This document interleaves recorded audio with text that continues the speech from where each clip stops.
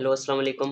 तो आज हम डिस्कस करेंगे mode of action of enzyme. इससे पहले हमने डिस्कस किया था कि एंजाइम का इंट्रोडक्शन, डिस्कवरी, डेफिनेशन और एक्टिवेशन एनर्जी का कॉन्सेप्ट, जिस तरीके से एंजाइम जो है ना हेल्प करता है रिएक्शन करने के अंदर, और कैरेक्टरिस्टिक भी डिस्कस की थी। अगर वो लेक्चर आपने नहीं देखे तो प्लेलिस्ट के अंदर मौजूद होंगे। आज हम डिस्कस करेंगे mode of action of enzyme. Mode of action का मतलब क्या होता है? बेसिकली मोड ऑफ एक्शन का मतलब होता है कि किस तरीके से जो एंजाइम है वो वर्क करता है, उसका जो वर्किंग तरीका है, मेथड है, वो कौन सा होता है। तो हमने कहा था कि फॉर सपोज ये हमारे पास क्या है, एक एंजाइम है सिंपल, और ये उसका क्या है, एक्टिव साइट है, जो कि स्पेशल साइट होता है जहाँ से एंजाइम क्या करता है, रिएक्ट करता है। अब इसके अंदर क्या होगा, इसके अंदर सबस्ट्रेट फिट होगी। ये सबस्ट्रेट फॉर सपोज इसके अंदर फिट होती है, ठीक है। ये सबस्ट्रेट है, ये क्या है, एंजाइम है। तो ये क्या बन गया, ये हमारे पास एंजाइम सबस्ट्रेट कॉम्प्लेक्स बन गया। एंजाइम सबस्ट्रेट कॉम्प्लेक्स बन जाता है। उसके बाद ये जो एक्टिव साइट वाले जो अमीनो एसिड्स होते हैं वो इस सबस्ट्रेट पे रिएक्ट करेंगे, लेकिन तभी रिएक्ट करेंगे जब अमीनो एसिड की चार्जेस और सबस्ट्रेट की चार्जेस या शेप एक दूसरे के कॉम्प्लीमेंट्री होंगे, तभी रिएक्शन होगा, ठीक है। जब कॉम्प्लीमेंट्री होंगे तभी रिएक्शन होगा। सबस्ट्रेट के अंदर जो बांड होंगे वो बांड ब्रेक होंगे, एक्टिवेशन एनर्जी एंजाइम क्या कर देगा, लो कर देगा, और उसके बाद जो है ये सेम कन्वर्ट हो जाएगा सबस्ट्रेट प्रोडक्ट कॉम्प्लेक्स के अंदर। सबस्ट्रेट प्रोडक्ट कॉम्प्लेक्स, यानी अब ये जो चीज़ थी, सबस्ट्रेट थी, वो क्या हो चुकी है, वो ब्रेक हो चुकी है अपनी प्रोडक्ट्स के अंदर, लेकिन अभी तक किसके अंदर है, इस एंजाइम के अंदर है। इसी वजह से हम इसको बोलते हैं कि भाई ये जो है substrate, sorry, enzyme product complex है, एंजाइम प्रोडक्ट कॉम्प्लेक्स है। और उसके बाद एंजाइम क्या कर देगा, इस प्रोडक्ट को रिलीज़ कर देगा और फिर से रेडी होगा एक नए रिएक्शन करने के लिए, ठीक है। ये एंजाइम है, फिर से रेडी है नए रिएक्शन के लिए।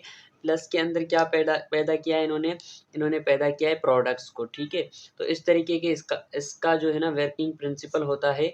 ये हमारे पास क्या आ गई, प्रोडक्ट आ गई, ये वर्किंग है। लेकिन वर्किंग को एक्सप्लेन करने के लिए हमारे पास दो मॉडल आते हैं, की एंड लॉक मॉडल, और दूसरा है इंड्यूस्ड फिट मॉडल। तो कुछ बुक जो होते हैं वो एंजाइम को कंसीडर करते हैं की, क्योंकि ये क्या कर रहा है, सबस्ट्रेट को तोड़ रहा है, इसीलिए एंजाइम को की कंसीडर करते हैं।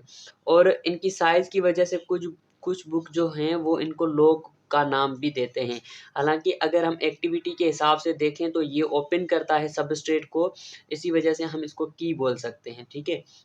और अगर हम साइज़ वगैरह के हिसाब से देखें तो एंजाइम लॉक बनता है, की एंड लॉक मॉडल। लेकिन यहाँ पे सिर्फ की एंड लॉक मॉडल का प्रिंसिपल बताया गया है। ये मॉडल फिशर ने दिया है, एमिल फिशर ने 1898 के अंदर, और इस मॉडल को दूसरे साइंटिस्ट ने भी क्या किया है, सपोर्ट किया है। ये मॉडल क्या एक्सप्लेन करता है, ये इसकी स्टेटमेंट ये है कि like a lock can be unlock only few particular keys.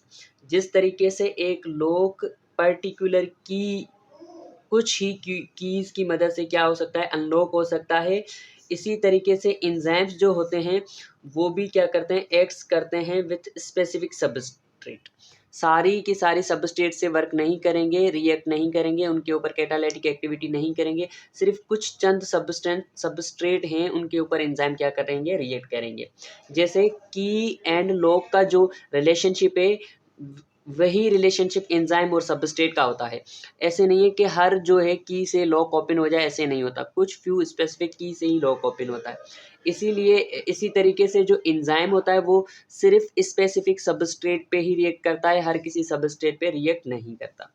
तो इसका मतलब एक्टिव साइट की जो शेप होगी या एक्टिव साइट की जो स्ट्रक्चर है वो रिजिड है। रिजिड का मतलब है हार्ड है, वो अनचेंजेबल है, ठीक है। तो हम कहेंगे वो अनचेंजेबल है, वो चेंज नहीं होती इस मॉडल के अकॉर्डिंग। और दूसरा हमारे पास मॉडल है इंड्यूस्ड फिट मॉडल। इस मॉडल को दिया है कोशलैंड ने 1959 के अंदर। तो ये मॉडल बताता है कि सबस्ट्रेट क्या करती है, ज़बरदस्ती कंबाइंस होती है एंजाइम के अंदर, और एंजाइम के अंदर कंबाइन होने के बाद उनके अंदर कुछ चेंजेस इंड्यूस करवाती है, कुछ चेंजेस इंड्यूस करवाएगी। तो क्या होगा, उन चेंजेस के नतीजे में एंजाइम क्या करता है, उनके ऊपर एक्टिविटी करता है। ऐसे है कि फॉर सपोज एंजाइम है, ये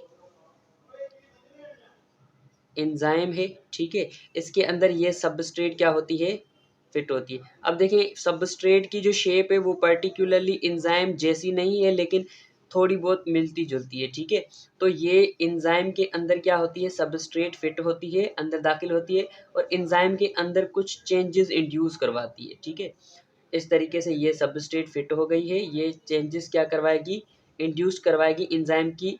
अब ये क्या है, एंजाइम सबस्ट्रेट कॉम्प्लेक्स है, यानी एंजाइम की शेप के अंदर कुछ चेंजेस आ गई हैं इसके अंदर। तो इस चेंजेस के रिजल्ट में एंजाइम क्या करेगा, इस सबस्ट्रेट के बॉन्ड क्या करेगा, ब्रेक करेगा। यानी ऐसा है कि एंजाइम बैठा है, इस सबस्ट्रेट ने आके एंजाइम को छेड़ दिया है, ठीक है। इसी वजह से एंजाइम ने इनके ऊपर कैटालिटिक एक्टिविटीज़ शुरू कर दी है और उसके बाद इन्होंने जो है ना प्रोडक्ट को रिएक्टेंट को कन्वर्ट कर दिया है प्रोडक्ट के अंदर। अब ये क्या बन गई है, प्रोडक्ट बन गई है, ठीक है।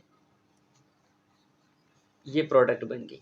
तो ये 2 वर्किंग मॉडल है जिसके बेस पे हम एंजाइम की जो है वर्किंग या मोड ऑफ एक्शन को एक्सप्लेन करते हैं।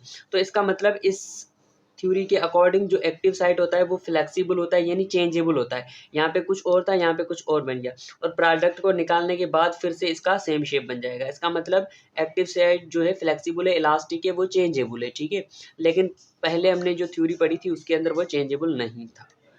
तो ये था mode of action of enzyme. Next के अंदर हम डिस्कस करेंगे स्ट्रक्चर ऑफ एंजाइम, जिसके बेस पे हम एंजाइम के टाइप को भी डिस्कस करेंगे, टाइप्स।